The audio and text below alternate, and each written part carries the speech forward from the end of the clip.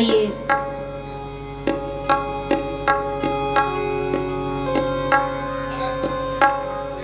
चित्सार सिंधु सर्वस्व भगवान महादेव के चरणों में और माँ कामाख्या के चरणों में दंडवत प्रणाम करते हुए हम सभी आज प्रथम दिवस के शिव महिमा कथा में प्रवेश कर रहे हैं। सभी शिव भक्तों को, सभी बाबा के भक्तों को, बाबा के शिष्यों को व्यासपीठ से मेरा प्रणाम। पूजनीय बाबा जी के चरणों में मेरा प्रणाम, माँ कामाख्या के चरणों में मेरा प्रणाम, गुरु माँ के चरणों में मेरा प्रणाम और हमारी बड़ी प्यारी माँ बैठी है, आप श्री के चरणों में व्यासपीठ से मेरा दंडवत प्रणाम है। आपका प्रेम और आपका स्नेह, इसके तो हम सभी ऋणी हैं। ऐसी माँ का मिलना बहुत दुर्लभ है, तो ये मेरा सौभाग्य है कि इनकी छत्र छाया में बैठ करके, और मेरा सौभाग्य ये है कि इस कथा की मुख्य यजमान हमारी माँ ही बनी है।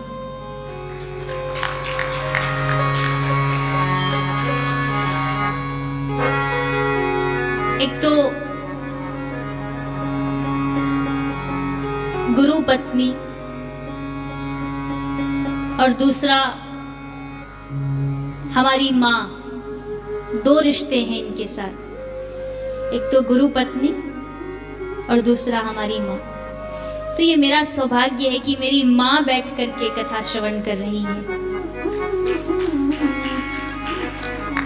तो व्यासपीठ से मेरा इनको दंडवत प्रणाम और आप श्री से सिर्फ और सिर्फ मैं प्रेम की ही कामना करती हूँ, स्नेह की ही कामना करती हूँ। जो ममत्व आप मेरे प्रति रखती हैं वो सदैव ऐसे ही बना रहे, आपका स्नेह, आपका प्रेम। क्योंकि एक बालक एक माँ से यही प्रार्थना करता है कि उसका प्रेम और उसका स्नेह बना रहे, उसका वात्सल्य बना रहे। क्योंकि संसार में सब तो साथ छोड़ देते हैं, केवल माँ ही ऐसी होती है जो कभी साथ नहीं छोड़ती। आप कितना भी गलत कार्य कर रहे हो फिर भी वो आपका साथ देती है, आपको बचाती है उन गलत कार्यों से, उन निंदनीय कार्यों से।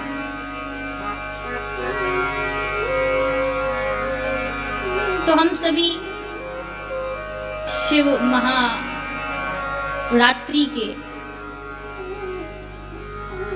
पावन अवसर पर शिव महिमा कथा का ये भव्य आयोजन जो हमारे पूर्ण गुरु करौली शंकर महादेव के द्वारा आयोजित किया गया है, हम सभी सौभाग्यशाली हैं कि इस कथा में शामिल होने का अवसर हमें प्राप्त हुआ।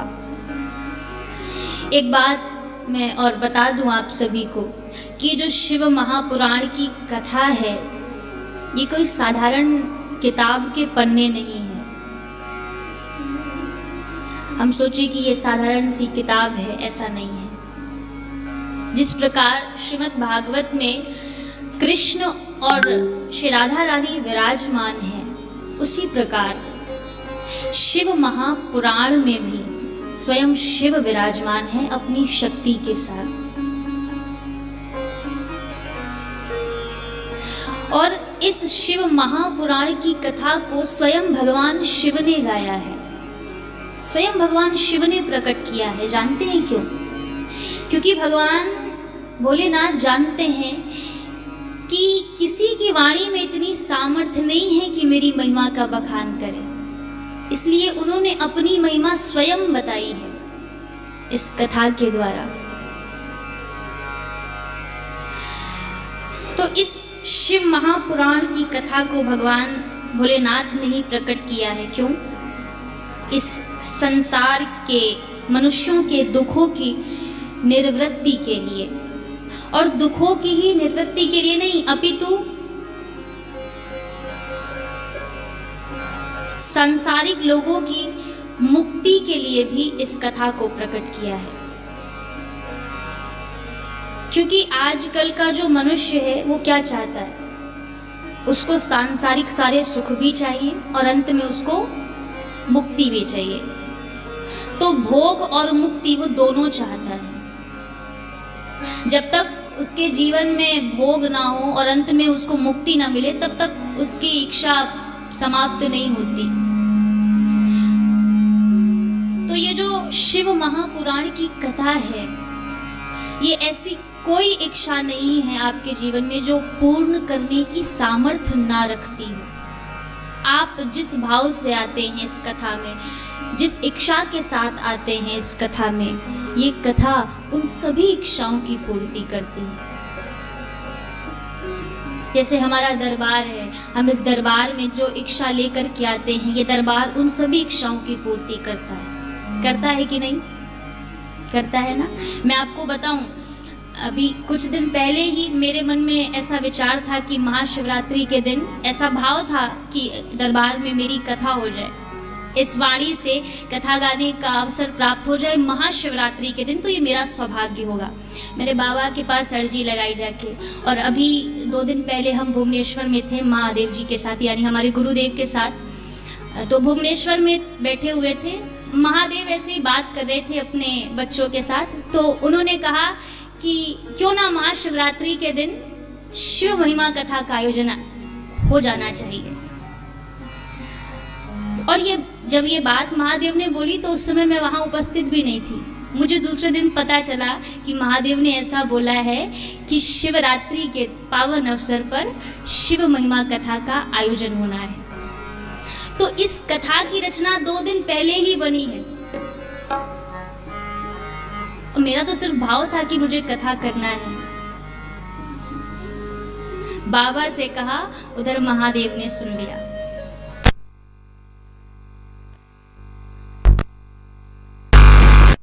कि कहे क्या कि नहीं, मैं यहाँ विराजमान हूँ, ये प्रमाण है इस बात का कि आप जो विचार कर रहे हैं, आप जो इच्छा रख रहे हैं, आपके जो भाव है वो पूर्ण हो रहे हैं। ये प्रमाण है इस बात का कि शिव और शक्ति इस दरबार में दोनों पूर्ण रूप से विराजमान है।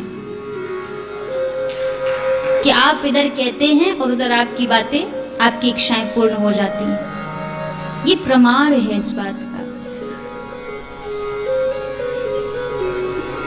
हाँ, बस भाव अच्छे होने चाहिए, हृदय अच्छा होना चाहिए, विचार अच्छे होने चाहिए, कर्म अच्छे होने चाहिए। ऐसा नहीं कि ऊपर से कुछ और भीतर से कुछ और। क्योंकि हमारे महादेव कहते हैं कि तुम जैसे भी हो, हमारे गुरुदेव कहते हैं जैसे भी हो मेरे सामने वैसे ही बन के आओ। है कि नहीं? बनावटी नहीं, जैसे हो, अच्छे हो बुरे हो, मैं तुम्हें हर तरह से स्वीकार कर लूंगा, लेकिन दिखावा नहीं कि ऊपर कुछ और भीतर कुछ और है। और फिर उनसे क्या छुपा सकते हैं?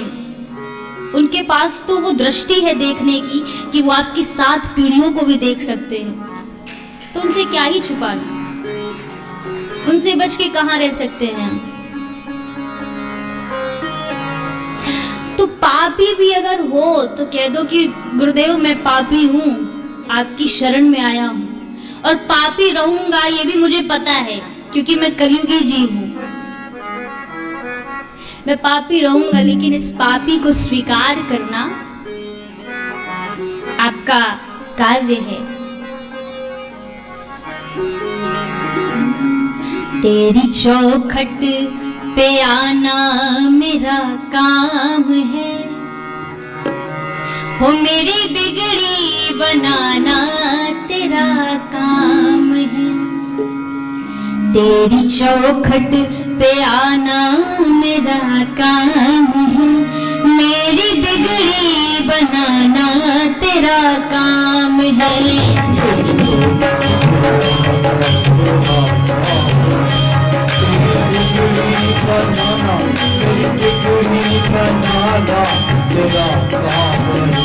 तेरी चौखट पे आना मेरा काम है, मेरी बिगड़ी बनाना तेरा काम है। दरबार का ऑफिशियल चैनल करौली सरकार ईश्वरीय चिकित्सा विज्ञान केंद्र चैनल को जरूर सब्सक्राइब करें।